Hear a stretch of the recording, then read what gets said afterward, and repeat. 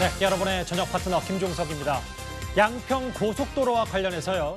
5년 전 문재인 정부 당시에도 이 수정 아닌 강성면 종점 노선 계획이 있었던 것으로 확인이 됐습니다. 양평구는 일관되게 기존안만 추진했다는 민주당 소속 전직 군수의 주장과는 배치되는 대목입니다. 저희가 이 소식을 하나하나 준비했습니다. 예, 그리고 오늘도 여러분의 댓글 기다립니다. 뉴스탑10 유튜브 생방송에 의미 있는 댓글 남기시면 저희가 소개도 하고 질문도 받아보겠습니다. 멀리 가지 마십시오. 잠시 뒤에 바로 돌아옵니다.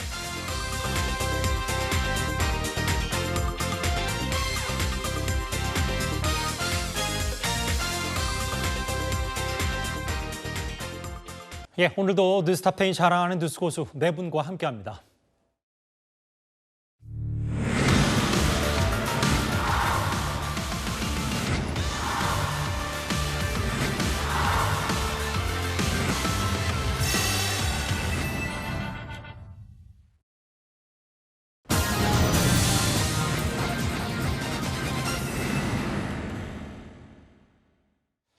네, 저희가 준비한 본격적인 얘기를 하기 전에 먼저 2위부터 만나봐야 될 것 같습니다. 지금 서울 빗줄기가 꽤 굵어지고 있습니다. 장마에도 체급이 있다면 이번 장마를 헤비급으로 보고 있는데요. 저희가 뉴스탑10 앞부분 호우특보 현장 상황부터 먼저 살펴봐야 할 것 같습니다. 바로 서울 양재천으로 먼저 한번 가보겠습니다.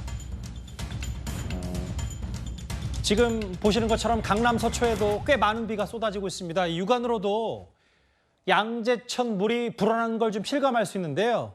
보시는 것처럼 지금 흙탕물이 빠르게 양재천을 흐르고 있습니다. 당연히 양재천 주변 산책로는 통제가 됐을 거고요. 보시는 속보대로 수도권을 포함해서 부산에 호우경보가 확대가 됐습니다. 중대본은 2단계까지 격상해서 지금 호우특보 정부 당국이 만반의 대비를 하고 있는데요. 이미 지금 이 시각 양재천 모습을 보면 나무 중간까지 물이 불어난 모습을 육안으로도 확인할 수 있습니다. 물살도 점점 거세지는데 문제는 이제 앞으로 최대 120mm의 많은 비가 예보가 돼 있기 때문에 지금 양재천 상황이 더 심상치 않게 돌아갈 수 있습니다. 그러면 강남 서초 인근의 양재천을 봤다면 이거 채널A 사옥이 있는 광화문으로 한번 와보겠습니다. 광화문에도 지금 세종대왕 동상도 보이고요. 지금 차들이 꽉 막혔는데 물론 퇴근 시간이긴 합니다만 그거를 고려하더라도 지금 비가 많이 오고 있기 때문에 교통체증이 지금 있고요. 이곳 광화문에도 제법 많은 비가 쏟아지고 있습니다. 이 시각 광화문의 모습이고요. 이 중부지방, 수도권 중부지방 포함해서 지금 많은 호우경보가 있기 때문에 지금 광화문에도 많은 비가 내리고 있습니다. 그러면 다음은 조금 전에 극한 호우 긴급 재난 문자가 내려진 구로구로 가보겠습니다. 지금 독산역 사거리고요. 광명 우체국 금천대교 부분입니다. 금천교 사거리에는 지금 앞서 양재천에서 보셨던 것 같이 흙탕물이 좀 있고 유속이 빨라지는 걸 좀 느낄 수 있고요. CCTV 화면도 빗방울이 묻어 있고 이제부터 혹은 앞서 4시에 많은 시간당 70mm가 넘는 극한 호우가 쏟아졌다 이런 소식도 제가 접했었는데 앞으로도 좀 많은 비가 내릴 것 같습니다. 이 시각 긴급 재난 문자가 내려진 구로구 금천교 사거리 CCTV로 한번 현장 화면 만나봤습니다. 저희가 양재천, 광화문 사거리 그리고 이 극한호우 재난 문자가 내려진 구로구까지 다녀왔는데요. 저 극한호우 재난 문자란 말 처음 들어봤거든요. 최병무 의원님. 뭐길래 그렇습니까? 지금까지는 왜 집중호우 이런 표현을 우리가 많이 들어봤는데 이 극한호우는 집중호우보다 윗단계. 아까 말씀하셨듯이 바로 체급이 좀 더 높은 아마 이런 걸 얘기하는 것으로 보이고 예. 기상청에 따르면 이제 기준은요. 1시간에 50mm가 오고 그다음에 3시간 누적 이게 90mm가 되면 그걸 극한호우라고 한다고 합니다. 그러니까 그게 OI 개념이 아니고 엔드의 개념이니까 여하튼 1시간에 50mm 이상이 오고 3시간 동안 90mm가 누적되면 그걸 극한호우라고 한다고 하는데 작년에 왜 시간당 거의 100mm가 넘는 비가 쏟아져서 한번 물난리가 난 적이 있었죠.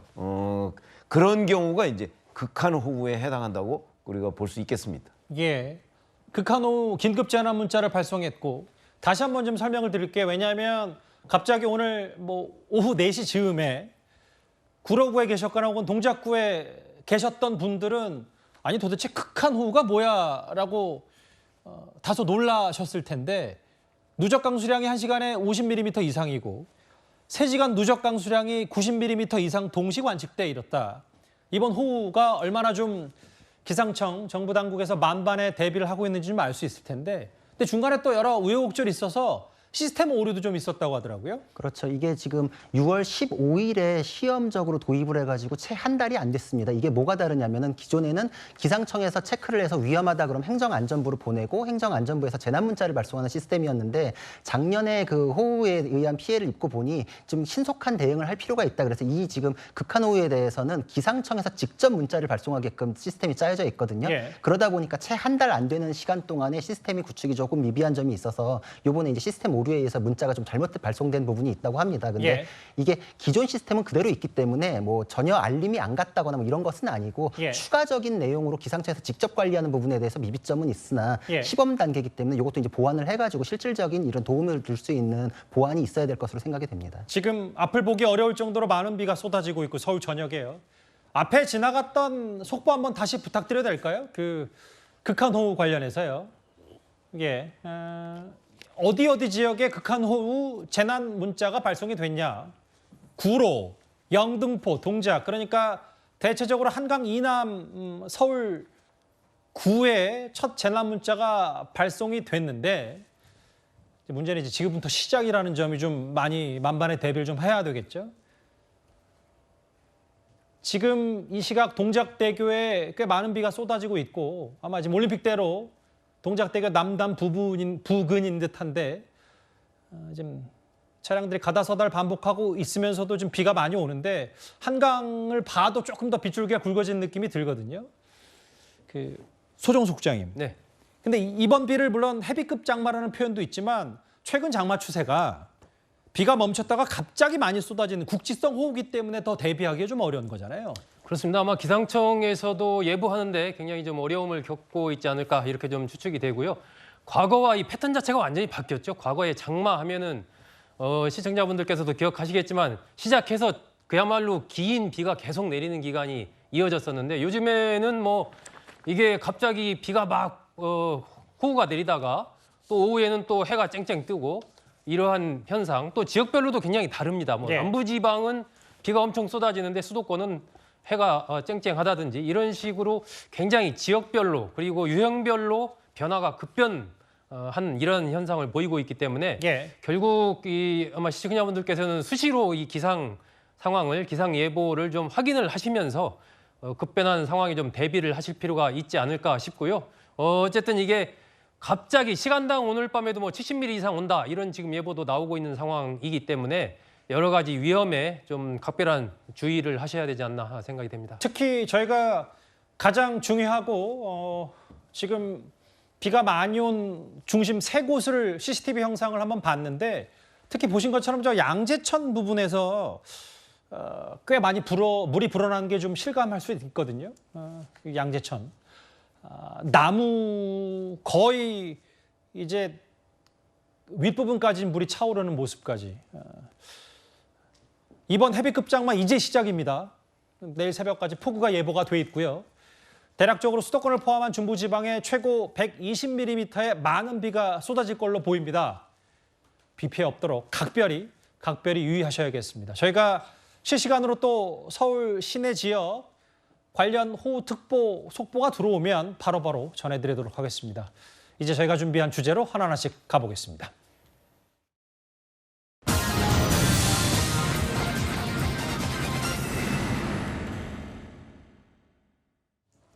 이제부터 저희가 준비한 정치권 주제로 가볼까요? 먼저 윤석열 대통령의 순방을 쫓아가 보겠습니다. 나토 정상회의 참석을 위해 리투아니아의 수도 빌뉴스에 도착한 윤석열 대통령입니다. 저희가 본론 얘기를 좀 하기 전에요. 윤 대통령의 또 익숙한 옷차림이 하나 포착이 됐습니다.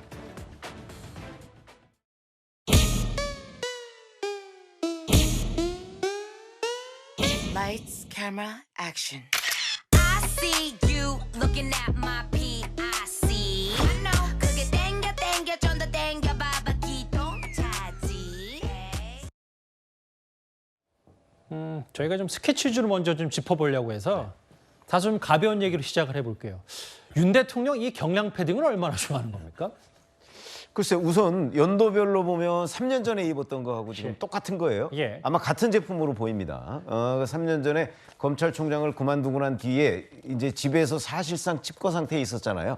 그때 많은 카메라맨들이 그 집 앞을 지키고 그러면서 윤 당시 이제 그 전 검찰총장이 언제 밖으로 나오느냐 뭐 이걸 주목하고 있을 때인데 그때 이제 그 반려견을 데리고 저렇게 나오는 장면 뭐 이런 것들인데 그때 한결같이 똑같은 옷이었어요. 그게 지금 얘기하는 바로 경량 패딩이었거든요. 기억이 나네요. 예. 근데 그 경량 패딩하고 똑같은 색의 같은 걸로 보이는 경량 패딩이 이번에 그 리투아니아 방문 때 또 그걸 입고 산책을 나갔었기 때문에 아 저게 그때 그것이구나. 그러면 경량 패딩 하나 사가지고 지금 3년째 입는 것 아니냐. 이제 이렇게 그 해서 화제가 되고 있는 것으로 보입니다.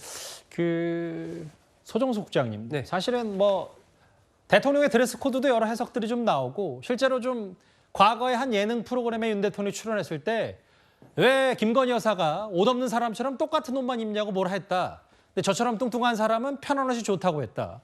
뭐 이런 본인의 최고 얘기까지 했는데 최근에 또 최근 순방 때 윤 대통령은 또 천안함 티셔츠 입어가지고 또 여러 가지 좀 얘기거리들이 좀 나오게 됐었잖아요. 그러니까 대통령의 어떤 복장이라는 것은 이제 하나의 상징이 될 수가 있는 것이고 내가 어떤 상황에서 어떤 행사에 갔을 때 어떤 옷을 입는다. 그것은 그 행사와 맞는 어떤 강한 메시지를 보여주고자 하는 그런 의도가 있을 수가 있고 이번 같은 경우는 이제 윤 대통령이 그냥 거리를 산책하는 것이었기 때문에 평소 편하게 입는 옷을 그냥 입은 것 아닌가. 대개 아마 지금 많은 분들이 집에 한두 개는 있는 그런 패딩이었고 이게 뭐 이 윤 대통령 언급대로라면 좀 뚱뚱한 사람은 몸에 맞는 옷이 잘 없기 때문에 좀 한번 입어서 편하면 그 옷을 계속 같은 비슷한 유형의 옷을 입는다. 뭐 이렇게 얘기를 했는데 이게 뭐 과거에 이제 정주영 전 회장의 부인이었던 변중석 여사가 뭐 집에서 이렇게 편하게 도우미처럼 옷 입고 있어가지고 예. 심부름 온 분이 뭐 아주머니 어디 가셨냐 물어봤다는 거 아닙니까? 그런 식으로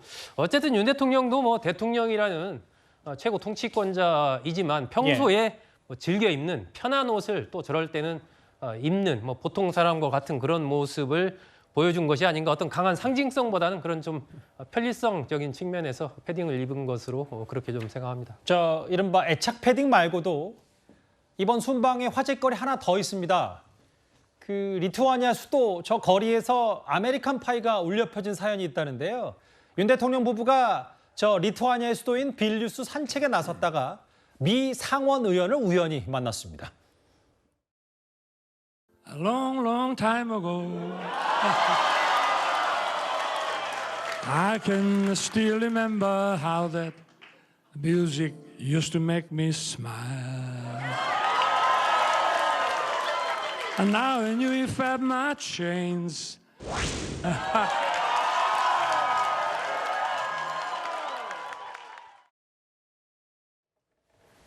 당시 뭐 미국 국빈 방문 때 불렀던 저 아메리칸 파이. 그런데 이번에 리투아니아 수도 산책을 하던 도중에 우연히 미 상원 의원을 만났나 보죠. 여기서 또 이 노래가 그들 목소리에서 그들 입에서 좀 울려 퍼졌나 봅니다. 그렇죠. 그러니까 우리나라에 해외 스타가 왔을 때 우리나라가 떼창으로 굉장히 유명하거든요. 그래서 해외 스타들이 굉장히 한국을 공연을 오고 싶어 할 정도로 그 떼창이라는 게 굉장히 매력적인데 언어는 통하지 않더라도 노래를 같이 부르면서 공감대를 형성하는 게 굉장히 사람의 마음을 열어주는데 지난 그 뭐 국빈 방문 때도 이 노래가 굉장히 화제가 됐었고 우리나라만큼이나 미국에서도 화제가 됐기 때문에 상원 의원 일행들도 이 노래와 윤 대통령을 거의 이제 같게 이제 인식을 하고 있는 상황이었습니다. 예. 그래서 상원 의원이 만나서 이제 윤 대통령께 인사를 드릴 때 상원 의원 일행들이 아메리칸 파이를 같이 부르면서 굉장히 화기애애한 그런 장면이 연출이 됐다 그러는데 예. 그때 당시에 윤 대통령의 그 임팩트가 굉장히 셌구나 이런 걸 느낄 수 있고 저도 그 당시에 그 노래 때문에 되게 감명 깊어서 유튜브에 그 노래를 많이 찾아봤었거든요. 예. 근데 그 노래가 미국에선 굉장히 유명해서 계속 영어로 댓글이 달리다가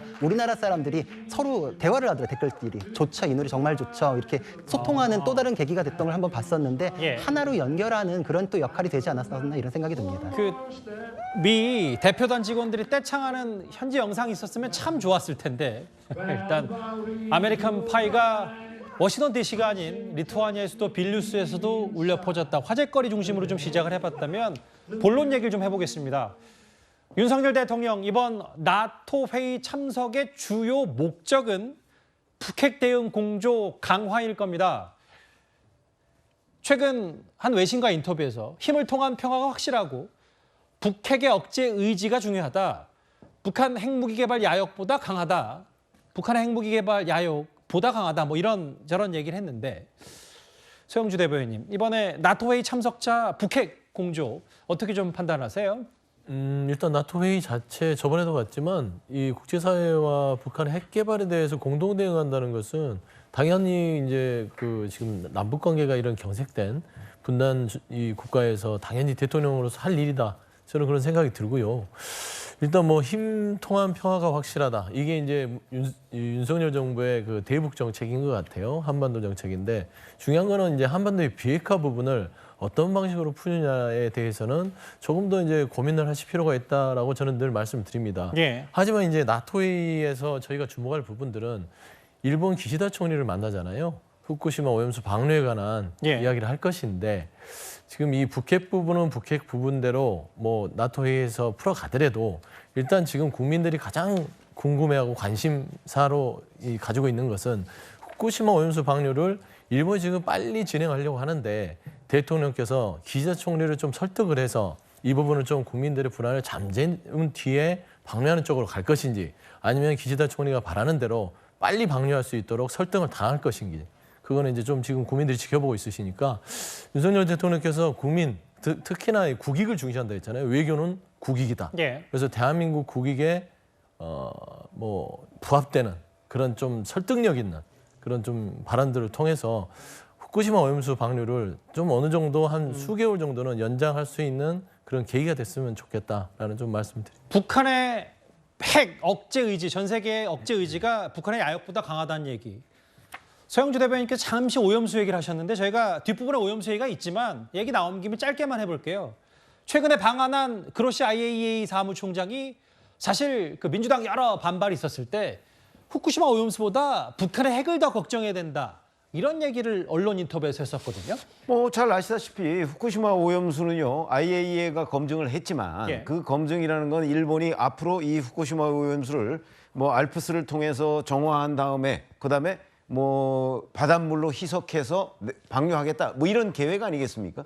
사실 그 절차는 굉장히 투명하게 이루어지고 있고요. 그다음에 현재 이제 그 후쿠시마 오염수를 방류를 아직 안 했기 때문에 예. 방류를 하게 되면 일본 도쿄전력이 IAEA에 보고한 대로 방류를 하는지를 검증하면 되는 거예요.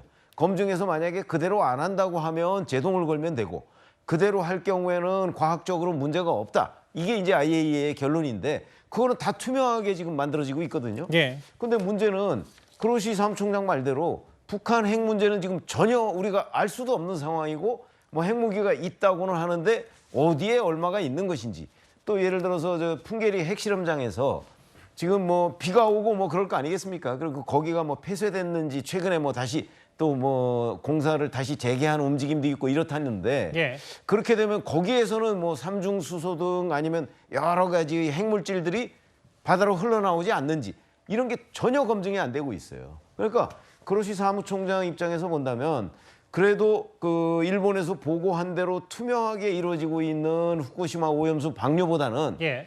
전혀 뭐 어떤 일이 벌어지고 있는지조차 IAEA가 알 수 없는 북한 핵 문제. 왜 이 부분에 대해서 걱정을 안 하느냐. 이런 문제를 당연히 제기할 수가 있는 거죠. 저는 민주당이 후쿠시마 오염수 걱정하는 거에 절반만이라도 자 북한 핵의 문제는 과연 어디까지 와 있느냐. 그거는 투명하게 이루어지고 있느냐. 예. 이런 부분을 저는 언급을 해야 된다고 생각하고 예. 그 부분을 IAEA 총장이 언급했다고 봅니다. 지금 리투아니아 현지에서 들어온 영상들이 지금 속속 나오고 있고요. 윤 대통령 모습입니다. 그리고 윤석열 대통령은 리투아니아 현지에서 전자결제로 KBS 수신료 분리 징수안에 사인을 했습니다.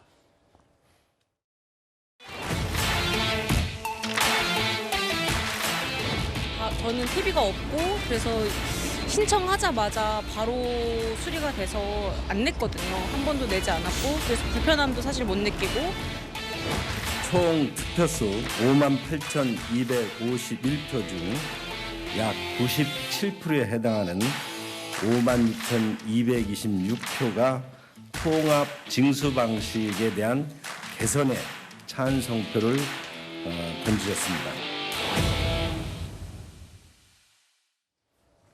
오늘 있었던 이 시간대별로 볼까요? 오늘 오전에 국무회의에서 KBS 수신료 분리징수안이 의결이 됐고 대통령이 순방 중에 전자결제로 수신료 분리징수안 사인을 했네요. 네, 맞습니다. 그래서 이제 효력은 바로 발생되게 됐고, 그래서 분리징수가 되면서 뭐가 달라지냐면은 KBS 수신료에 대해서 다투고 싶은 사람은 그것을 다툴 때 전기가 끊길 위험성 없이 그거에 대해서 납부하지 않고 법적으로 이게 맞는지 틀린지를 따져볼 수 있게 되는 그런 방식이 되었다. 예. 이게 과거에는 결부돼 있지 않았거든요. 이게 어떤 일이 있었냐면 80년대에 지방 농촌에서 KBS가 지방 농촌에 대해서 다룬 프로그램의 내용이 너무 악의적이다라고 해서 수신료 납부에 대해서 거부 운동이 있었어요. 그때 예. 시민 운동으로 굉장히 커졌고 KBS가 화들짝 놀래가지고 이거 어떻게 할까 하다가 전기료랑 묶어버렸거든요. 40년 전에 그런 일이 있었어요. 있었습니다. 예, 굉장히 오래된 얘기고 이게 그래가지고 뭐 정권 바뀌면서 이게 뭐 누구는 뭐 방송장악이네 이렇게 얘기하지만 사실 그렇지 않아요. 이게 법적으로도 분리되는 게 맞고 그게 징수를 위한 편의성 때문에 이게 묶이면 안 되는 게 묶였거든요. 쉽게 예. 얘기해서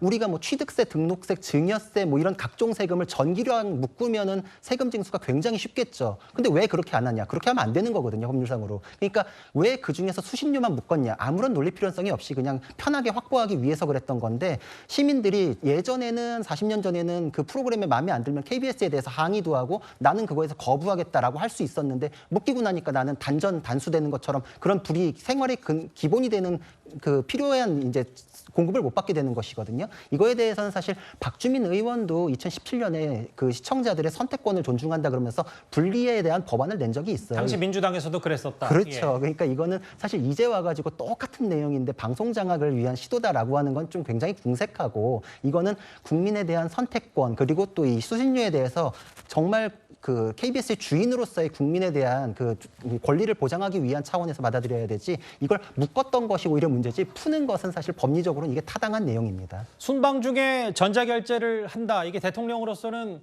그렇게 자주 있는 일은 아닌데 KBS 수신료 분리징수안에 사인을 했어요. 윤 대통령이.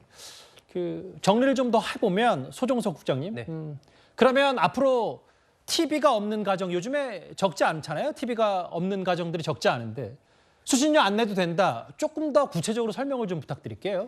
요즘에는 집에 TV 없는 가정이 뭐 저희가 성장할 때보다 요즘 젊은 친구들은 특히나 TV를 많이 안 보기 때문에 굉장히 많죠. TV 없는 가정들. 이런 가정들은 아예 TV 수신료 자체를 안 내는 쪽으로 이제 결정이 그렇게 된 겁니다. 그래서 법적으로 이론상으로 보면 내일부터 이제 바로 시행이 되기 때문에 예. 안 내도 되지만 현재 여러 가지 이제 고지서 문제라든지 이런 것이 아직 준비가 덜 된 부분들이 있고 또 아파트 같은 경우는 이것을 관리사무소에서 또 통합적으로 여러 가지 얘기를 해서 거기다 신고해가지고 분리징수를 해야 되는 이런 문제들이 있기 때문에 예. 3개월간은 지금과 똑같이 이렇게 고지서가 발부가 됩니다. 그래서 그때도 그 안에도 나는 안 내고 싶다 이러면 이제 별도로 그걸 신청하거나 관리사무소에 얘기를 하면 그걸 처리를 할 수가 있는 거죠. 하지만 일단 3개월 동안은 그대로 유지가 된다. 그리고 이게 이제 집에 TV가 있다고 하더라도 예를 들어서 나는 수신료를 낼 필요성을 못 느낀다 예. 해서 만약에 이걸 안 내게 되면 그러면 한전에서 그에 대한 일종의 뭐 벌칙 조항으로 단전을 한다든지 이런 것이 없습니다. 그렇기 그러게요. 때문에 실질적으로 고지서가 따로 징수를 한다고 하더라도 이 수신료를 안 내는 가정이 상당히 많아질 가능성이 좀 커 보이고 이제 그런 것이 KBS로서는 상당한 재정적인 압박을 받는 그런 상황이 되기 때문에 지금 뭐 헌법재판소에 이 소원을 내겠다 그러게요. 이런 지금 상황을 취하고 있는 그런 모습을 보이고 있습니다. 저희가 준비한 6.23위는 윤 대통령의 리투아니아 순방에서 있었던 일을 정리해봤습니다. 그러면은 저희가 준비한 1위로 다음 주제 가보겠습니다.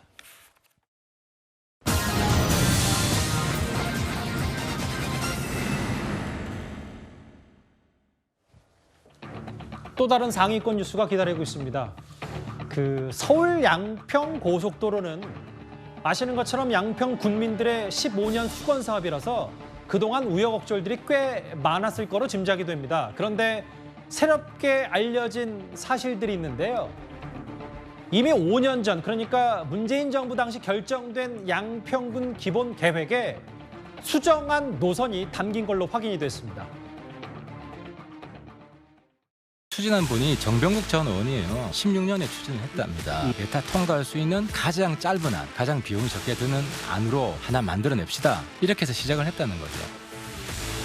민주당이 얘기하는 원안은 사실 존재하지 않습니다. 예타안이 있을 뿐입니다. 지금 실제로 정확하게 최종 안으로 정해진 것이 아무것도 없습니다. 민주당이 주장하는 급격한 변경 노선, 이것도 존재하지 않습니다. 대안도 양평군이 제안한 것입니다. 예타안과 대안이 원안과 변경 노선이라고 착각해서는 안 될 것입니다. 양평군 내 IC가 없도록 설계된 예타안이 통과된 것도 보시다시피 문재인 정부 시절의 일입니다. 그리고 고속도로에 강화 IC 설치를 요구한 것도 바로 민주당입니다. 또 대안 마련을 위한 용역에 착수한 것도 민주당 정부 때 시작된 일입니다. 민주당은 이 구참 변명을 되풀이하고 있습니다. 들으신 그대로예요. 그러니까 지금 야당에서 김건희 여사 땅 특혜 의혹을 제기한 게 이 바로 바뀐 수정안인데, 이 수정안이 이미 5년 전에 문재인 정부 때 대안 노선으로 검토가 됐다. 뭐 이런 얘기네요. 그렇죠. 그 정동균 전 양평군수는 계속해서 사실은 이 수정안이라고 하는 부분은 자기가 양평군수로 재직하는 동안에는 한 번도 나온 적이 없다 이렇게 주장을 하고 있잖아요. 예. 근데 그게 아니고 관련 자료를 보면 사실 그 양평 지역의 국회의원 거기서 5선을 했던 정병국 전 의원이 있습니다. 정병국 전 의원도 과거에 보도자료로 한번 낸 적이 있다고 하고요. 그리고 문화일보가 오늘 보도한 내용을 보면 양평군청 관계자의 말에 따르면 2018년 그 이제 광역교통망 뭐 이런 것들을 했을 때 그 계획 안에도 지금 얘기하는 수정안이라고 하는 그 부분과 매우 유사한 정도의 안이 대안으로, 물론 그게 단일안으로 검토가 됐던 건 아니지만 예. 적어도 뭐 2개 안 내지는 3개 안 중에 하나로 검토가 되고 있었다는 얘기거든요. 그렇게 본다면 정동균 전 양평군수가 얘기하는 그 뭐 자기는 들어본 적이 없다. 이거는 이제 일단 사실과 다를 가능성이 대단히 높고요. 뿐만 아니고 이게 원래는 2008년에 민자 사업으로 처음 추진하던 거였거든요. 예. 그때부터 사실은 이 노선을 어디로 가져가느냐 뭐 이런 것들 가지고 굉장히 논란이 많았어요. 그런 걸 보면 구체적으로 이게 지금 그러니까 원안이라고 하는 저기 기존안이라고 하는 부분이 이제 원안인데 저 원안은 양서면으로 가는 건데 저거 하나만 계속해서 그 집중적으로 검토되고 나머지는 그럼 대안이 전혀 없었던 거냐? 그거는 사실과도 다르고 문서상으로도 다르다. 이런 점에서 본다면 지금 민주당에서 얘기하고 있는 그 지금 수정안이 김건희 여사 집안의 땅이 저 바로 분기점 부근에 있기 때문에 바꾼 거다라는 하는 논리는 점차 깨지고 있는 것으로 보입니다. 좀 더 구체적으로 볼게요. 그러니까 5년 전에 이거 지금 수정안과 비슷한 노선이 있었다. 양평군청 관계자의 또 말. 이거 대안 노선이 가장 합리적. 그러니까 지금 수정안이 합리적이라고 보고가 이미 됐었다. 작년에도. 그러면 민주당 소속의 전직 양평군수가 거짓말을 하고 있는 겁니까? 아니죠. 그러니까 이게 수정안 자체를 지금 얘기하면서 지금 민주당 정부 때 이거를 추진했었다. 근데 보통 국토계획을 세울 때 안을 한 가지 안을 주는 게 아니라 여러 가지 안을 줍니다. 특히나 이제 정병국 전 의원 같은 경우는 여기 양평에서 오랫동안 국회의원을 하셨어요. 그러면서 강화 지역 쪽에 주민들의 의견을 들어서 예. 아마 문재인 정부에 요구를 했겠죠. 근데 당시 보면 양평 군수였던 전동균 군수 자체는 그건 인정했습니다. 강화면 쪽에 주민들께서 IC를 설치를 해달라. 그래서 니은자로 꺾이는 이런 부분들에 있어서 검토를 해달라고 해서 그거는 받았다. 그래서 그 논의는 있었지만 예. 본인이 그거는 불가능하다고 얘기를 했다라는 것들이 사실입니다. 그러니까 지금 국민의힘에서 얘기하는 게 강화 IC에서 수정안인데 그때 수정안의 종점은 강상면이 아니었어요. 예. 비슷한 것뿐이죠. 지금 그러니까 논점을 흐리는 것은 민주당 내 문재인 정부에서 어떤 용역을 의뢰했다? 맞습니다. 발주는 그 노선에 대해서 검토하라고 용역을 의뢰는 했어요. 발주는. 예. 하지만 윤석열 정부 때 그 용역 업체에서 발주의 시작과 끝은 윤석열 정부에서 했습니다. 예. 이게 사실이고 팩트입니다. 그렇게 됐을 때 잘 보십시오. 민주당의 사전 예전의 일들은 이렇게 주장할 수 있으나 예. 지금 우리가 의혹을 제기하는 것은 지금 저기의 종점이 왜 김건희 여사의 일가의 땅들로 있는 종점이 정해졌느냐예요. 예. 그러면 3월에 윤석열 대통령이 당선이 되셔서 5월에 취임을 하시죠. 그다음에 7월에 국토부가 원희룡 장관 때 이 종점안을 추진합니다. 그리고 올해 5월에 여기에 대해서 추진 방안이 예. 확정될 것처럼 보이니 이거 좀 이상하니까 이거를 좀 의혹을 제기한 거예요. 근데 이거에 대해서 제대로 된 설명이 없이 자꾸 민주당이 어쨌네, 어디에 땅이 어떻게 됐네, 전인군수의 땅이 뭐 어떤 뭐 특혜 의혹이다. 이건 물타기입니다. 예. 지금 중요한 것들은 이 김건희 여사의 일가의 땅 자체에 어떻게 종점이 됐느냐라는 것들만 밝히면 되고 여기에 대해서 여야가 상임위를 열어서 알겠습니다. 이걸 예, 논박을 무슨 하면 뜻인지 알겠어요. 예. 국민들이 솔직히 얘기하면 이걸 의심할 이유도 없습니다. 그러니까 더 이상 물타기하는 것들은 예. 정확하게 이 논점을 흐리기 위한 것들이다. 저는 이 모든 것들이 다 물타기다. 물타기다. 예. 근데 비교해가지고 언급하는 건 물타기가 아니라 정말로 이 주장이 맞는지 검증하는 것이거든요. 만약에 JCT가 들어오는 곳에 지가 상승이 있다면 양서면 쪽에 전임 군수에 대해서도 똑같은 논리가 적용이 돼야 되는데 그게 땅이 있다는 게 밝혀지고 나니까 2배 이상의 지가 상승된다는 얘기는 사라졌잖아요. 예. 그러니까 이건 그냥 검증이거든요. 검증. 그러니까 물타기가 아니죠. 그러니까 지가 상승이라는 게 JCT에서 안 된다는 건 처음부터 전문가들이 얘기했어요. 근데도 민주당에서 2배 이상 된다라고 하더니 양평 군수에 대한 땅 얘기 나오니까 지금 지가 상승 얘기 사라졌듯이 지금 대안 노선에 대한 얘기도 굉장히 중요한 게 이게 지금 민자 사업으로 처음 추진됐을 때 이 수정안이랑 노선이 거의 똑같습니다. 예. 그러니까 강화 IC를 지나면서 분기점으로 연결하는 노선은 저렇게 될 수밖에 없었어요. 근데 지금 처음에는 마치 기존안만 있다가 갑자기 변경된 듯이 했는데 이 지금 수정안에 대한 논의가 굉장히 오랫동안 지속돼 있는 게 팩트로 나왔기 때문에 예. 이게 지금 물타기가 아니라 팩트 확인이죠. 이게 왜 문제가 되냐면은 15년간의 수건 사업이 하루아침에 바뀌었습니다. 처음에 그렇게 주장하시는데 그렇지 않아요. 예. 15년간은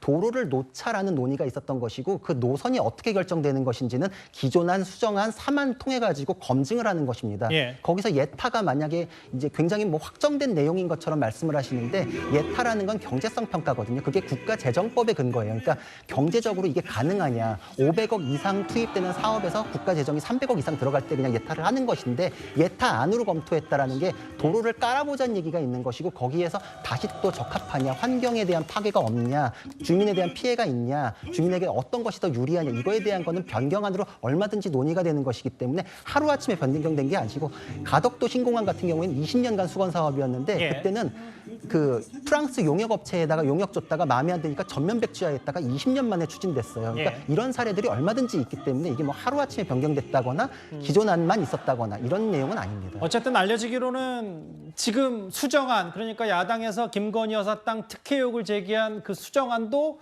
과거에 한 번 정도 검토했을 법한, 적어도 한 번 정도는 시나리오가 분명히 있었다. 뭐 이건 좀 알려진 얘기고요. 근데 이게 얼마나 지금 정치 공방으로까지 번졌냐면 문재인 정부에서 용역업체, 그러니까 기존 수정안, 대안 노선으로 제안한 이곳에 대해서 오늘 뭐 아마 추정컨대 민주당 강성 지지층의 항의 전화라고 좀 일부 보도가 나왔는데 항의가 폭주했다는 얘기가 좀 들려오고요. 이게 뭐 지난해 3월부터 해서 한 2달 정도 여러 가지 검토를 해서 5월 19일 정도에 국토부에 보고를 했고 거기에서 이제 그런 안이 있었다라는 것이 이제 조선일보에서 보도를 하고 나니까 그와 관련해서 확인을 또 하려고 또 항의를 하려고 아마 많은 분들이 접속을 했던 것 같고 그러다 보니까 접속이 안 되는 상황까지 벌어졌는데 일단 업체는 뭐 우리는 어떤 정치적인 고려가 있었던 게 아니고 기술적인 측면만 검토를 해서 낸 결론이다 이렇게 좀 얘기를 하고 있습니다. 예. 일단 이 사건과 관련해서 저는 이게 민주당이 이번 그 종점이 양서면에서 강상면으로 바뀐 부분에 대해서 의혹을 제기할 수 있다라고 저는 봅니다. 이게 역지사지인데 만약에 지금 여당과 야당이 바뀌어 있는 상황이라면 예. 국민의힘은 그러면 의혹을 제기하지 않았을 것인가? 저는 예. 의혹을 제기했을 거라고 봐요. 네. 거기에 일단 현재 상태에서 김건희 여사의 땅이 있기 때문에 뭔가 그 부분에 왜 바뀌었냐? 김건희 여사 땅이 있으니까 뭔가 의문이 있다. 충분히 저는 얘기를 할 수 있다. 야당이 뭐 그 정도 얘기를 못 한다는 것은 말을 하지 말라는 거기 때문에. 그런데 문제는 예. 지금도 뭐 이게 전임 문재인 정권 때도 여러 가지 검토가 있었고 몇 년 전에 했다 뭐 이런 얘기 하는데 그러면은 야당이 그런 문제 제기를 했을 때 그것에 대해서 왜 이렇게 바뀐 것인지 그 과정과 바뀌었을 때의 그 합리적인 이유 이런 것들을 차분히 설명하고 했으면 이 공방 자체가 사실 이렇게 이어질 가능성이 없는 것이고 이게 어떻게 보면 참 무의미한 공방이 계속되는 거고 국민의힘에서는 뭐 전직군수 너네도 뭐 의혹 있는 거 아니냐 계속 이런 식이 된단 그렇죠. 말입니다. 예. 그래서 저는 이 사안 자체를 국민의힘에서도 볼 때 민주당에 대해서 뭐 너네 똥볼 찼다 아주 아무 의미 없는 가짜뉴스 얘기한다 이렇게 이 문제를 다루는 것은 그것도 국민의힘에서 너무 이것에 대해서 과도하게 지금 가는 것이다라고 좀 보기 때문에 저는 국토부를 중심으로 해서 이 노선 변경이 왜 그렇게 됐는지 그 과정과 이유를 좀 자세하게 설명을 하고 이 사업 자체는 저는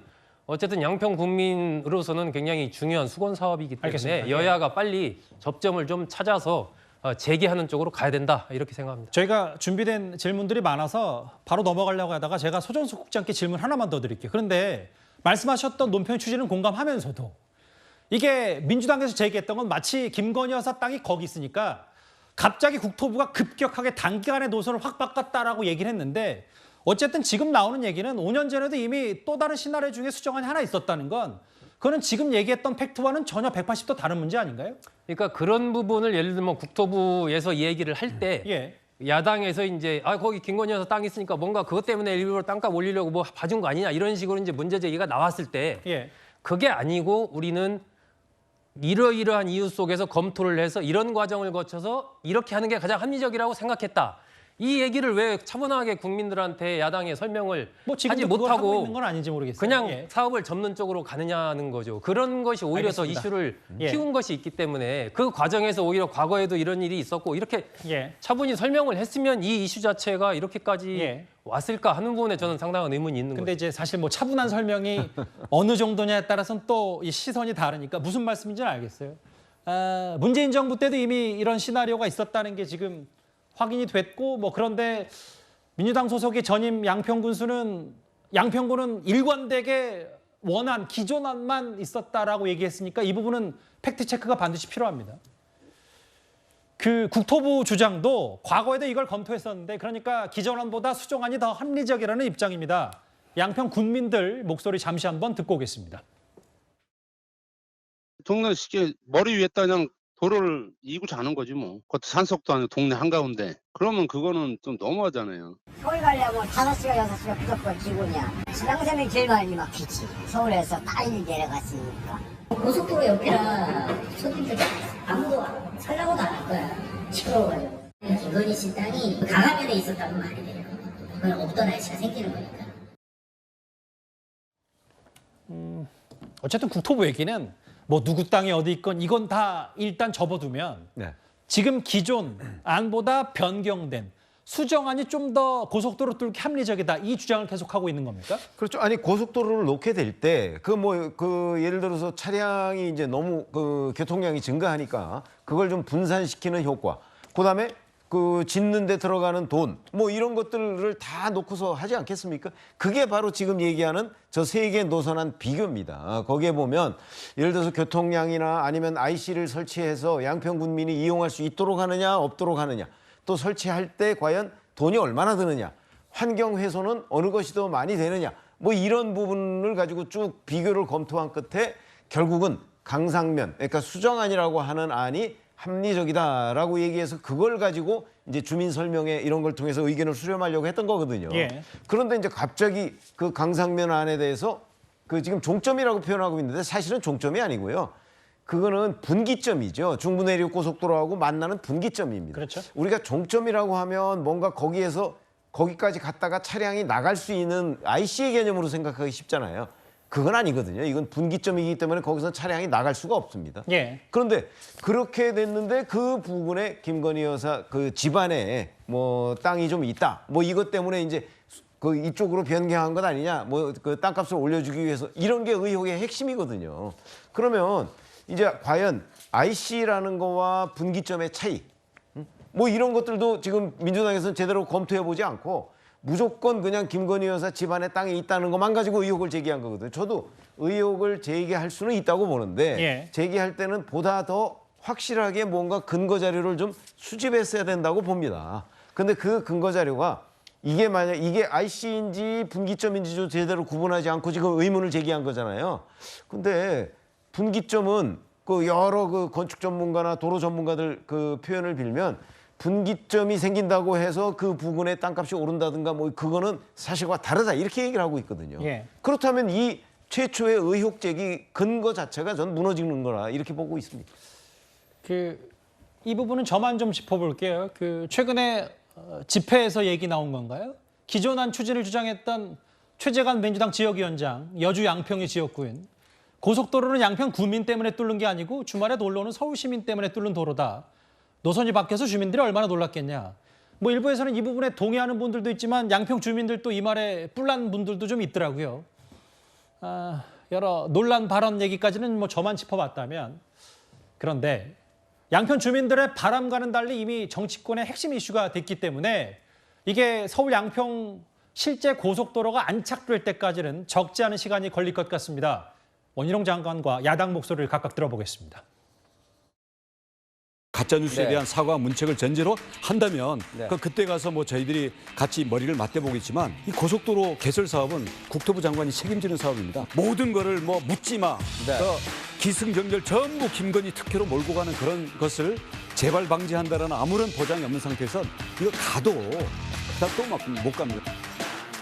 엊그제 임명된 용산 출신 국토부 차관이 세일즈에 나선 종점도 처가 땅 방향. 일관됩니다. 답정 처가입니다. 백지화는 하루짜리 국면 전환 쇼였습니다. 솔직히 윤석열 정부가 처가 땅 노선 아닌 길을 추진할 마음이나 가능성이 1%라도 있습니까? 대통령이 직접 답하기 바랍니다. 얼마나 지금 양극단으로 목소리가 갈려져 있는지 좀 단번에 알 수 있어요. 일부 보도에 따르면 대통령실의 생각은 이게 이번 김건희 여사 땅, 일가 땅 관련 서울 양평고속도로 논란을 청담동 술자리 의혹과 비슷하다고 보고 있는 것 같은데 민주당 생각은 어떠십니까? 그러니까 이게 대통령실 이 문제에 대해서 문제 심각성을 모르시는 것 같아요. 그러니까 자꾸 이렇게 말씀한 대로 종점이 바뀐 이유에 대해서 배경을 설명하면 되는데 화를 자초한 바가 있다. 원희룡 국토부 장관이 더 문제를 크게 했죠. 이 문제를 설명하지 않고 백지화를 한다. 처음에 원희룡 장관이 거짓말을 얼마나 많이 했습니까? 이 문제에 대해서 가짜뉴스다. 늘공이 문제다.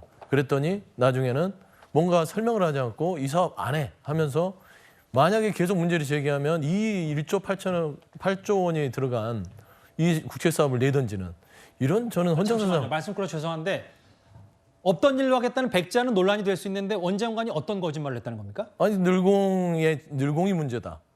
늘공이 문제다라고 했잖아요. 예. 뭐 가짜 뉴스다 하면서 백지화를 가면서 나중에 보면 김건희 여사의 땅이 있는지 몰랐다. 그랬는데 한준호 의원이 국감에서 이미 그 땅에 대해서 질의를 했었고요. 거기에 대해서 본인이 확인해 보겠다고 했는데. 그러니까 원 장관은 형질 변경에 대한 질문이기 때문에 김건희 여사 관련해서 근데, 저는 원 장관 대변하는 건 그러니까요. 아니지만 원 장관은 그렇게 얘기를 하더라고요. 그러니까 원 장관은 그렇게 얘기했지만 누가 보더라도 저는 합리적으로 보는 겁니다. 예. 국정감사를 통해서 그 땅을 확인해 봤으면 그 땅이 어떤 용도로 쓰였고 어디 위치했는지는 충분히 알 수 있었다는 것이고요. 그래서 원희룡 장관의 태도 자체를 보면 이게 뭐가 숨기고 있는 거 아니야? 라고 충분히 느낄 수 있는 것이에요. 처음부터 그냥 편안하게 설명을 상세하게 했었으면 되는 겁니다. 그리고 나서 지금 대통령실에서 청담동 술자리 얘기를 하는데요. 그거하고 본질이 달라요. 이거는 여야 공수가 바뀌더라도 본인들도 공격을 했을 겁니다. 이 의혹에 대해서. 예. 예를 들어 문재인 대통령의 부인인 김정수 여사가 그 땅에 있었다면 공격 안 했겠습니까? 근데 당시에 문재인 정부가 이렇게 대응을 했었으면 얼마나 국민들한테 욕을 먹겠어요.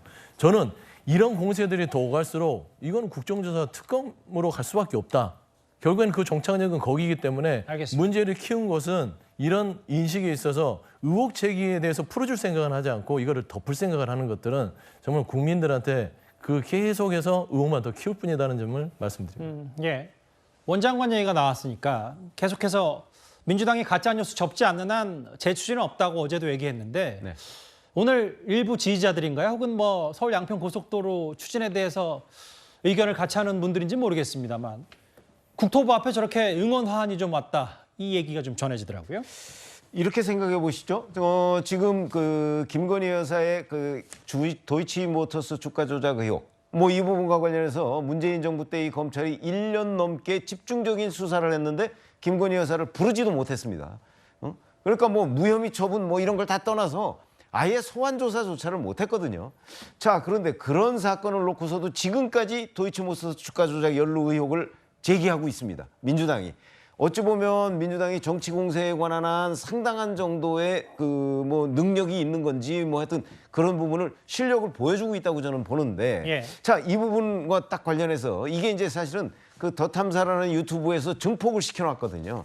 그 상태에서 민주당이 문제 제기를 딱 했어요. 근데 이제 김건희, 기승전 김건희라고 항상 얘기하는 그 김건희 여사 관련한 의혹을 지금 제기를 딱 했는데 여기서 만약에 원희룡 국토부 장관이 이걸 합리적으로 어떻게 설명했다고 해서 그렇다고 해서 민주당이 그러면 김건희 여사 관련한 의혹 제기를 접을까요? 저는 이 대목에서 원희룡 장관이 정무적으로 판단했다고 봅니다. 아, 이거는 김건희 여사의 이름이 나오는 순간 어떤 경우라도 민주당은 김건희 여사 의혹에서 발을 빼지 않는다. 그 점을 원희룡 장관이 정치 많이 해봤으니까 알 거 아니겠습니까? 그래서 정무적으로 판단했기 때문에 그 정무적 판단의 바탕 내에서 이걸 근원적으로 끊는 방안은 백지화밖에 없다. 이렇게 예. 판단을 한 거고요. 적어도 그 부분에 관해서 적어도 국민의힘의 지지자들은 원희룡 장관의 판단이 옳았다. 이렇게 지금 지지 응원을 보내고 있는 거죠. 예.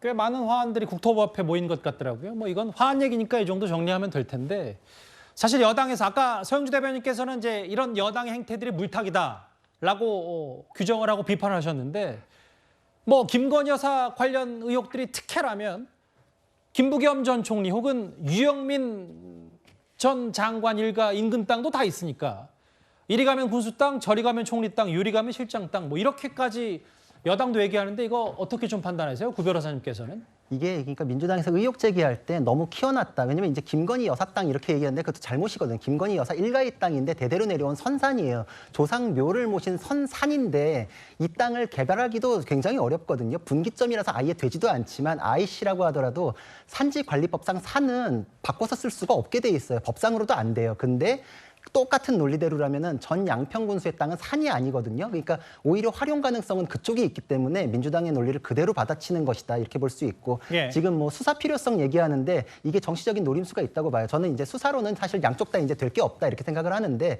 그 논리를 그대로 받아쳐서 수사 필요성을 얘기하면 전 양평군수, 정동균 군수는 지금 국민의힘 논리를 그대로 얘기해야 돼요. 나는 예타에 대해서 몰랐고 예타 통과됐더라도 그게 확정이 아니기 때문에 내가 땅 매입하는 거랑 아무 상관이 없다. 언제든 변경될 수 있었기 때문에 내가 그거 보고 샀겠느냐 이 얘기해야 되고 그리고 도로가 연결돼서 JCT가 연결되더라도 집가 상승에 아무런 영향이 없었을 텐데 내가 그거를 무슨 이득을 노렸겠느냐 이 논리 그대로 될 수밖에 없어요. 만약 수사를 받게 되면. 그러니까 그냥 완전히 그 논리가 그냥 역전돼 가지고서 민주당의 논리가 부정되는 그냥 민주당 소속 전 군수에 의해서 그런 상황이 벌어지게 되거든요. 그러니까 굉장히 정치적 노림수로 그대로 대처를 했다 이렇게 볼 수 있습니다.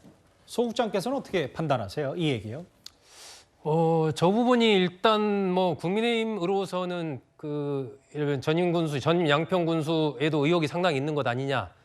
뭐 이 얘기 저도 할 수 있다고 봅니다. 그런데 대통령 배우자 일가와 관련된 부분과 전 양평 군수의 그 어떤 정치적인 무게감 자체가 상당히 저는 다르다.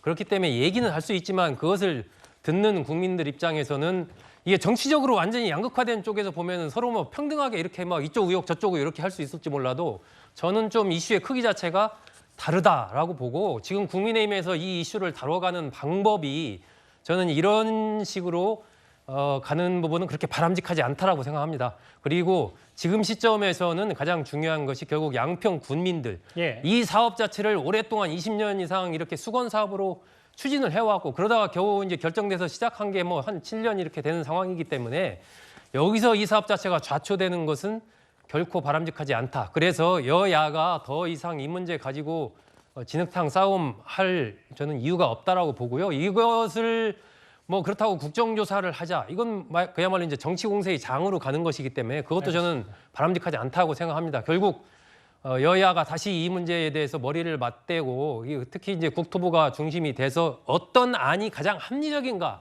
이것에 대해서 제대로 좀 논의를 하고 투명하게 논의를 해서 그 안대로 빨리 다시 이 문제를 추진하는 쪽으로 결론을 내는 것이 가장 현실적이고 실용적이지 않은가 하는 그렇게 생각합니다. 이미 이제 그 국민들보다는 물론 뭐 국민들 목소리는 커지고 있습니다만 정치권의 핵심 이슈가 됐기 때문에 앞으로도 이 당분간 공방은 이어질 것 같습니다. 양평 고속도로 논란 얘기는 여기서 정리를 하고요. 민주당 내부 이야기도 잠깐 짚고 가겠습니다.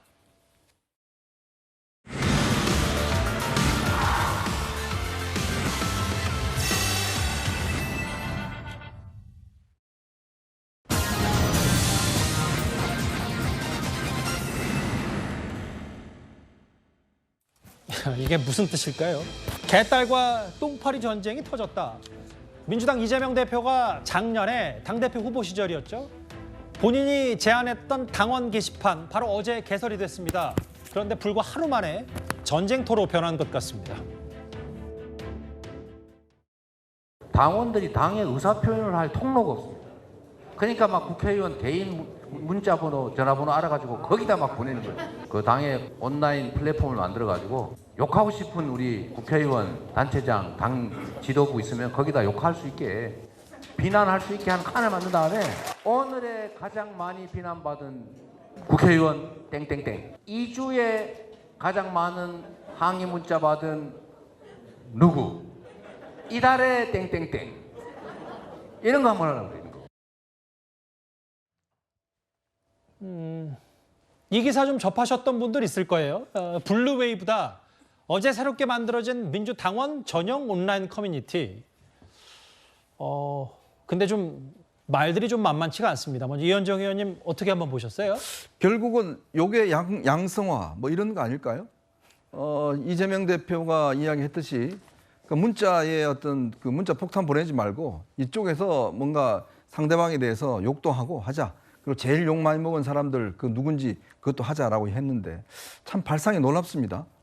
왜냐하면 인간은요 서로 간에 어떤 이야기를 할 때 스스로 억제하는 힘이 있는 게 바로 사람입니다. 예. 우리가 일반 사람들 아무리 분노하고 하더라도 그걸 스스로 억제하고 그것을 어떻게 선한 표현으로 만들어 나가는 거. 요즘 선풀 달기 운동이 그런 거 아니겠습니까? 세상에 어떻게 모든 것을 감정적으로 살겠습니까? 그것을 억제할 수 있는 능력이 있는 게 바로 인간의 저는 가장 큰 능력이라고 생각이 들거든요. 그런데 그런 능력이 아니라 그냥 다른 자의 사람에 대해서, 내가 지지하지 않는 사람에 대해서 개딸, 똥파리, 참 제가 이렇게 말로 하기도 참 합니다만은 그런 것들이 그냥 이 당의 홈페이지에, 제1당의 홈페이지에 그냥 넘쳐나고 있습니다. 그러니까 한편으로 저런 욕들이 이제 앞으로 더 심각해질 겁니다. 왜냐? 저 정도 욕으로는 성이 안 차기 때문에 더 앞으로 극한적인 용어들을 쓸 거예요. 글쎄요, 과연 이렇게 이런 것들을 당에서 만들어 놓는 것이 소통일까요? 소통이라는 거는 서로의 어떤 뭐 이것들 서로 교환하고 전달하는 거 있지만, 근데 욕을 하는 걸 소통이라고 우리가 이야기하지 않지 않습니까? 근데 그거를 정당이 어떤 면에서 공식화해서 이런 걸 만들어 놓으니 당장 오늘 이제 이재명 대표와 이낙연 전 대표 회동을 한다고 그러니까 서로 간에 그냥 이 극한 용어들로 다 도배를 하는 거잖아요. 과연 여기 어느 분들이 들어와서 이성적인 이야기를 할 수가 있겠습니까? 그러니까 정말 어떤 면에서 보면 놀이터를 만들어 준 거죠. 자, 그런 것들을 만들어줘서 이것이 얼마나 가치 있는 일인지 저는 정말 의심스러울 뿐입니다. 화면을 저하고도 좀 같이 만나 보실까요? 대표적인 것만 제가 한번 읽어보겠습니다. 뭐 낙지까지는 제가 안 읽고, 이재명 대표가 글쎄 이낙연 전 대표 만나는 순간 탈당이다는 얘기까지, 뭐 똥파리 수박도 나왔고, 여기가 이재명 대표 팬카페인가 뭐 이런 얘기. 사실 블루웨이브라는 게 파란색 물결이라 가지고 사실 뜻은 되게 긍정적으로 지었던 것 같은데, 이거 비명계에서도 이거 만들면 문제될 거다라고 이미 경고했던 적이 있긴 있었잖아요. 근데 이제 당원 홈페이지에서 당원들이 의사를 표현할 수 있는 공간을 만드는 건 반드시 필요하다고 저는 봐요. 물론 거기서 사용되는 단어나 용어나 이런 부분에 있어서 적절하지 않은 단어나 용어를 사용하는 부분은 비판할 수 있죠. 그러나 당원들이 거기서 자유롭게 자기 의사를 표현하고 아니면 당이 요구하는 것들을 얘기하는 공간 자체를 없애는 것은, 그러니까 그 자체가 없는 것은 저는 바람직하다고 생각하지 않습니다. 예. 그래서 예를 들면 지금 여기에 올라와 있는 몇 가지 사례들을 봤을 때 그런 용어를 사용하는 자체는 대단히 부적절하죠. 왜냐하면 비판을 할 수 있고 어떤 정치인에 대해서 부정적인 어떤 의견을 낼 수는 있다고 저는 봐요. 의원에 대해서 마찬가지고. 다만 그것이 뭐 인신공격이나 욕설이나 아니면 우리가 상식적으로 받아들일 수 있는 범위 내에 있는 그런 용어가 아닌 내용들을 사용하는 것은 그거는 지양해야 되는 부분이라고 생각하고, 그게 당원들이 좀 더 건전하게 본인들의 의사나 아니면 생각들을 공유할 수 있는 공간으로 바뀔 수 있도록 노력하는 게 필요하다고 생각합니다. 근데 이제 저도 그 최 교수께서 말씀하셨던 정화, 온라인 욕설 쓰는 건 절대 막아야 된다고 공감을 하는데 이게 애초에 뭐 비명계에서 했던 얘기가 지금 제일 전사적으로 강성 지지층이 나서는 건 이재명 대표 아니냐. 그러면 분명히 만들면 다 비명계 내쫓아라 이낙연 전 대표 비판하는 게 분명히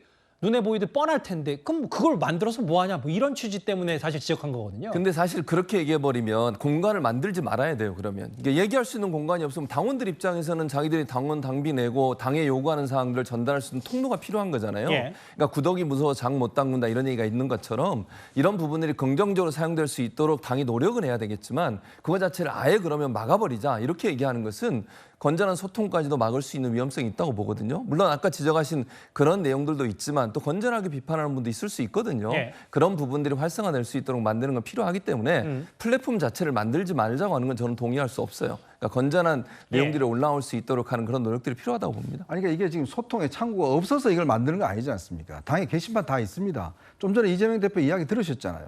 왜 이걸 만들었겠어요?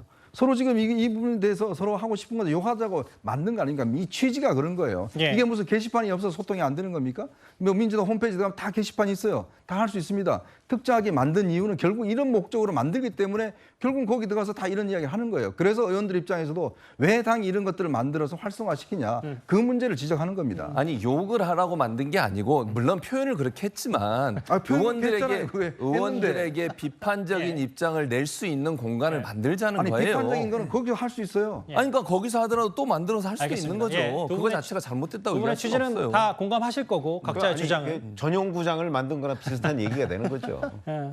중간에 또 앉아 계신 구자랑 변호사 잠깐 난처하셨는데 두 분의 말씀 뭔지는 알겠어요. 예, 구 변호사님도요? 근데 이제 개딸들의 행태가 굉장히 문제된 게 오래됐잖아요. 예. 심지어는 이재명 대표가 그냥 수박 먹는 사진 보고 공격 지령이다 이렇게까지도 하는 찰나에 예. 이재명 대표가 욕하는 플랫폼 만들자 그래놓고 만들었으니까 이게 그렇게 쓰일 거라는 것도 예측할 수 있었잖아요. 예. 이거에 대해서 운영자가 관리 제대로 안 하고 오히려 그런 걸 방치하면은 커뮤니티 금방 무너져요. 그러니까 이게 그렇게 쓰이라고 의도했나 이런 생각하실 법한 분들도 있다는 거. 이것도 민주당이 좀 새겨봐야 되지 않을까 그거에 싶습니다. 내가 동의할 수 없다는 것은 욕을 하라고 저걸 만든 건 아니잖아요. 그러니까 그 의원들에게 예. 비판할 수 있는 통로가 없으니 비판할 수 있는 예, 통로를 예. 만든 건데 사용하는 사람들이 거기에 대해서 좀 부정적인 글을 올린 것에 대한 비판할 수 있지만 예. 그거 자체를 만든 것 자체가 잘못됐다고 무슨 얘기할 수 말씀인지 없다는 거예요. 비판할 수 있는 잠깐만요. 통로가 왜 없습니까? 돈이 있잖아요. 있는데 아니, 이거는 여기 보세요. 욕을 여기까지만 하고 할게요. 게시판하고 잠시만요. 예, 여기까지만 의원들에 할게요. 대한 문제점을 잠시만요. 최 교수님 지적할 수 여기까지만 있다고 할게요. 만드는 거예요. 왜냐하면 모든 말씀들이 다 하다 보면 제가 긴급히 참전할 수밖에 없는 이유가 다 되도록표처럼 될 것 같아서 여기까지만 정리하겠습니다. 그리고요. 원래 예고대로라면 지금 이 시간 이재명 대표, 이낙연 전 대표가 만나야 합니다. 근데 최병우 의원님, 지금 비 피해가 심상치 않고 지금 꽤 많은 빗줄기가 굵어지고 있기 때문에 폭우 때문에 이 비공개 만찬을 취소했어요. 그렇죠. 뭐 한마디로 보면 뭐 일종의 천재지변 뭐 이런 그 형국이 돼 버렸는데 지금 서울 지역에 특히 그 호우 경보가 내렸습니다. 그러니까 이제 오늘 밤에 집중적으로 호우가 내려서 어떤 일이 어디에서 벌어질지 누가 어떤 피해를 받을지 모르는 상황에 지금 이낙연 전 대표와 이재명 대표가 지금 만나서 이제 뭐 당내 문제 뭐 이런 거 가지고서 논의하는 게 적절치 않다 이런 정무적 판단을 한 것으로 보이고요. 제가 보건대는 뭐 정치적으로야 이제 두 사람이 만나서 뭐 어떤 화합 분위기 뭐 이런 걸 만들어 간다고 하는 게 이제 일단 연기됐으니까 좀 뭐 민주당에 좋지 않은 뉴스일지 모르겠으나 그 지금 여러 가지의 그 어떤 그러니까 호우 상황 뭐 이런 것들을 종합해서 본다면 저는 뭐 정무적으로는 아주 판단이 적절했다 이렇게 생각을 합니다. 알겠습니다. 비 얘기가 나왔으니까요. 호우특보 관련해서 속보가 몇 가지 돌아왔습니다. 시청자 여러분도 꼭 한번 참고하셨으면 좋겠어요. 서울시가 오늘 지하철과 버스, 그러니까 대중교통수단 퇴근 배차 시간을 30분 연장하기로 했습니다. 그리고 이렇게 호우경보가 지속될 땐 지하철 막차도 30분 연장 예정이 돼 있으니까요. 그리고 또 하나 안타까운 인명피해 소식이 일단 들어왔는데 좀 더 상황을 지켜봐야 되겠지만 부산에서 급류에 휩쓸린 60대가 실종됐다는 얘기까지 들어왔습니다. 예.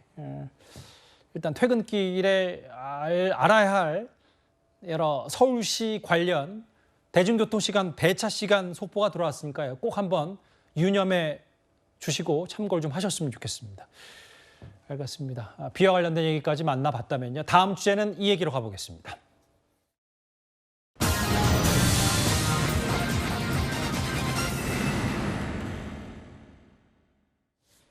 오랜만에 한동훈 장관 얘기를 좀 해보겠습니다. 한 장관이 취임 후에 처음으로 지역 일정을 소화했습니다. 외국인과 이민 정책 관련해서인데요. 영상을 만나보겠습니다. 제가 법무부 장관을 시작한 이후에 지방자치단체를 방문한 것은 오늘이 전라남도가 처음인 것 같습니다. 국민을 안전하고 잘 살게 하는데 중앙정부와 지방정부 그리고 여당과 야당의 생각은 같아야 한다고 생각합니다. 물이 막 들어오고 있잖아요. 그런데 노저을 사람이 없는 게 지금의 상황이라고 생각합니다. 그렇기 때문에 저희가 외국인 인력 문제를 유연하고 체계적이고 정책을 운용한다면 지역 발전 그리고 국가 발전의 원동력이 될 수 있을 거라고 생각합니다. 작은 디테일까지 포함해서 저희가 좋은 정책 잘 준비하고 현장의 의견이라든가 이런 부분은 저희가 적극 반영할 것이고.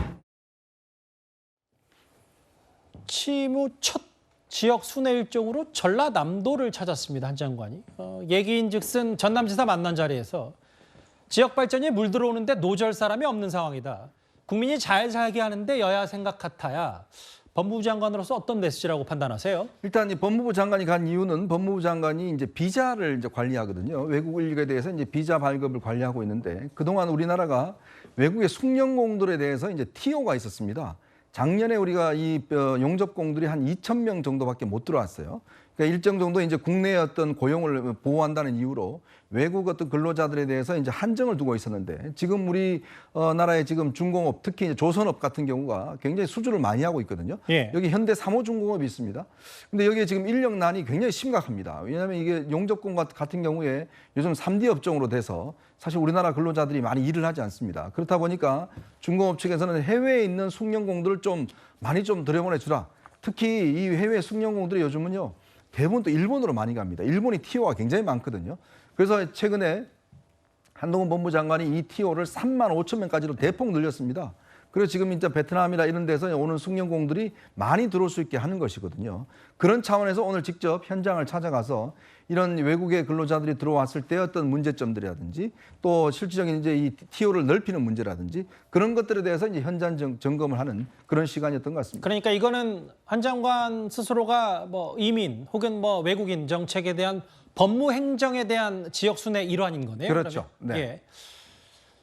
전남지사도 만났고 이거는 안전 못 쓴 건 이제 어제 일정이고 오늘은 전남도지사 만나서 이런저런 얘기를 했습니다. 이건 법무 행정 얘기고 법무부 장관 뭐 사실 크게는 또 검찰 얘기도 안 해볼 수가 없는 게 돈봉투 의혹 관련해서요. 오늘 그 돈봉투 사건의 핵심 피의자 강래구 전 감사의 재판이 있었는데 윤관석 의원에게 3천만 원을 건넸다. 이걸 좀 인정한 모양이에요. 네, 맞습니다. 지금 강래구 씨가 윤관석 의원에게 전달했다고 보는 공소사실의 금액은 6천만 원이거든요. 근데 지금 다 부인하든지 뭐 다 인정하든지 이게 아니라 좀 애매하긴 하지만 3천만 원 범위에서 인정을 했어요. 이게 지금 첫 기일에 어떤 식으로 진행됐냐면은 변호인이 증거 기록을 싹 복사를 합니다. 그래서 어느 부분에 대해선 정말 빼도 박도 못하는구나, 증거가 너무 확실하다. 그럼 이 부분에 대해선 선처 쪽으로 가자. 그리고 나머지에 대한 다툼의 여지가 있겠다. 이 부분에 대해서는 증거가 조금 부족한 부분이 있다. 이렇게 전략을 세우거든요. 근데 예. 아마 녹취록이나 관련자의 진술에 의해 가지고 3천만 원 부분은 너무 명확하다. 언급도 있고 이 부분에 대해서는 부인했다가는 의미도 없이 양형만 올린다. 이렇게 생각을 했을 가능성이 높고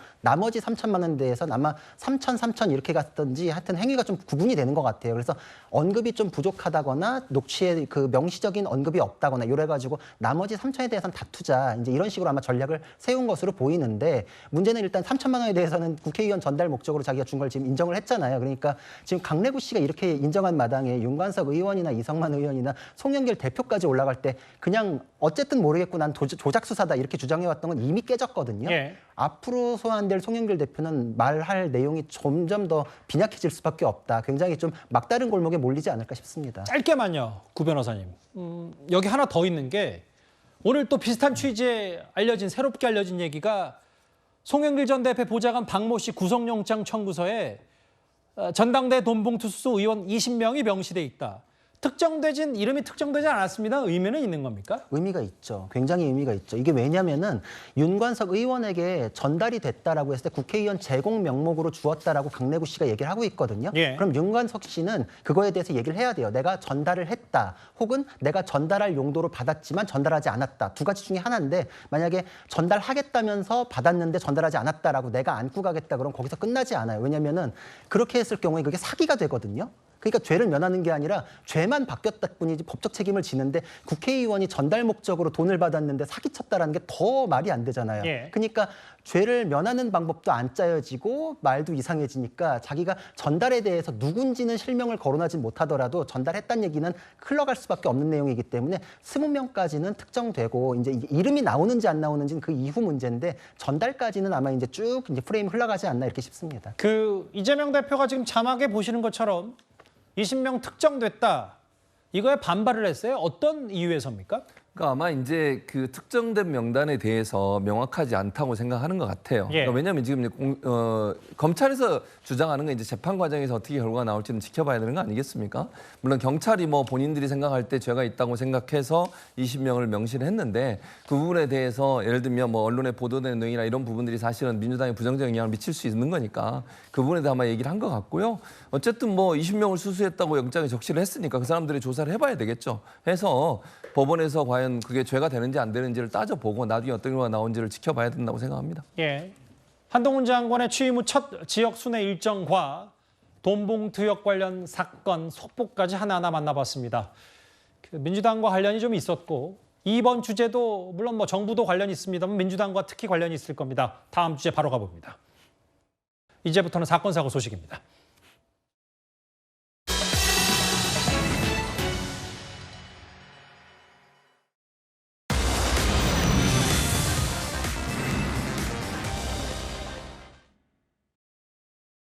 안녕하세요.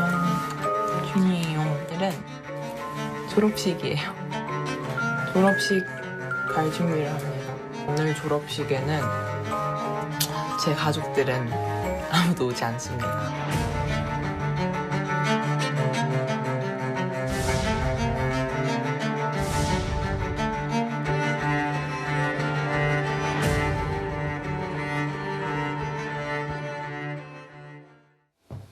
예.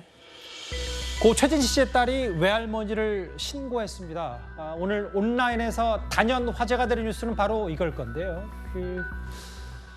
주거침입 혐의로 경찰에 신고를 했다.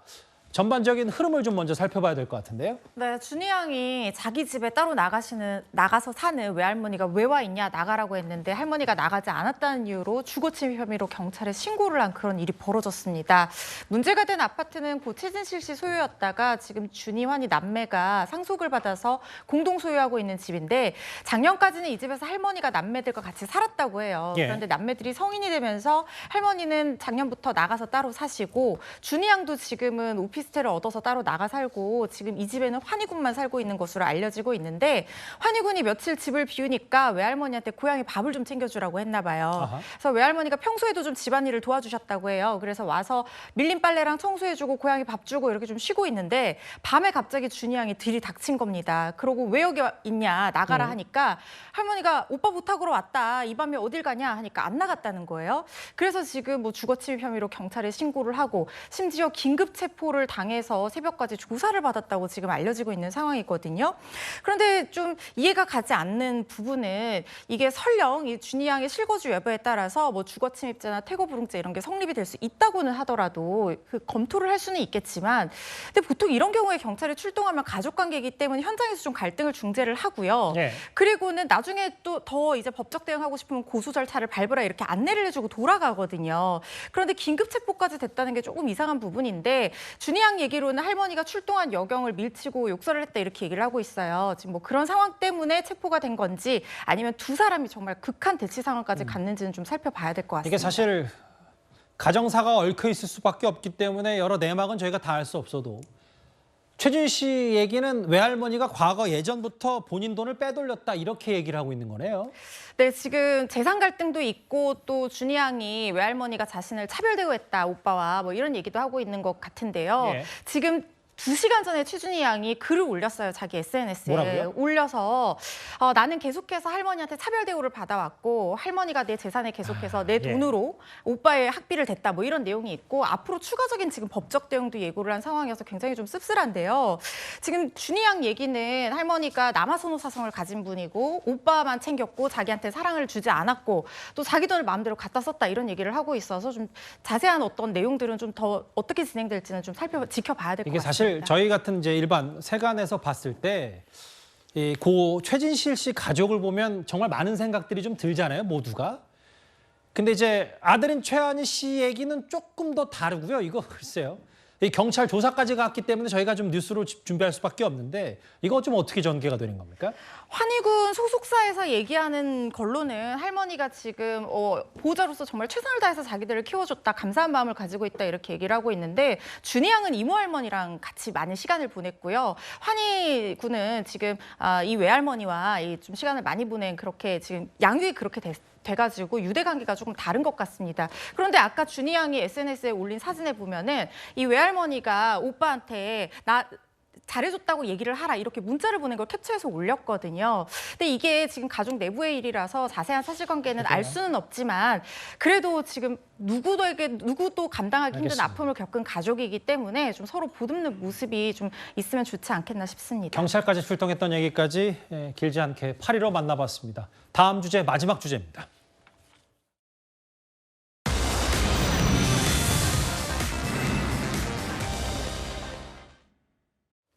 어제 저희가 판다 푸바오를 돌보는 알바생을 뽑는데 어마어마한 인원이 몰렸다고 전해드린 바가 있었는데 오늘도 푸바오 관련 소식이 하나 더 있습니다.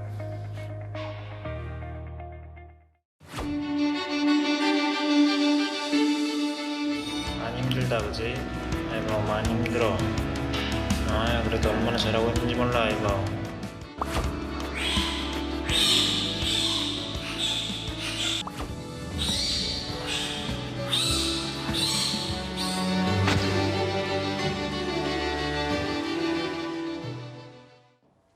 푸바오 가족 얘기는 모레도 뉴스가 되는데 푸바오의 쌍둥이 동생들이 태어났다면서요? 네, 푸바오가 맏언니가 됐습니다. 판다가 자연 번식이 참 어려운데 엄마 아이바오가 1시간의 진통 끝에 이 쌍둥이 아기들을 낳았다고 하고요. 지금 다 여아여서 판다월드가 지금 딸부잣집이 됐습니다.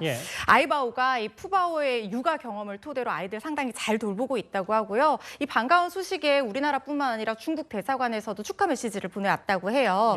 판다가 멸종 취약종이어서 이 푸바오가 중국에 반환되는 얘기들이 나오고 있는 상황인데 쌍둥이 동생들이 한동안 좀 빈자리를 채워주지 않을까 싶습니다. 너무 어쩜 좋아요. 너무 귀여워요. 저희가 또 판다가 이제 갓 태어난 판다들은 처음 봐가지고요. 저런 모습인데 쌍둥이 여동생들이 생긴 푸바오 얘기까지 저희가 짧게 영상 위주로만 만나봤습니다. 화요일 뉴스 탑10 준비한 소식은 여기까지입니다. 다시 한번 말씀드리지만 비 피해 없도록 각별히 유의하시기 바라고요. 곧바로 이어지는 뉴스에이도 많은 시청 바랍니다. 여러분 고맙습니다.